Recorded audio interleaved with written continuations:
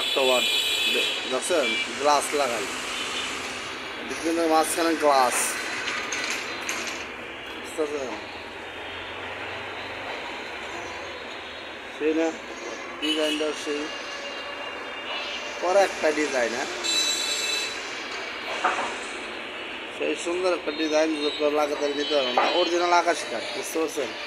দাম একবার সীমিত, হাতের হাতের ইয়ের মাঝে সীমিত রেট।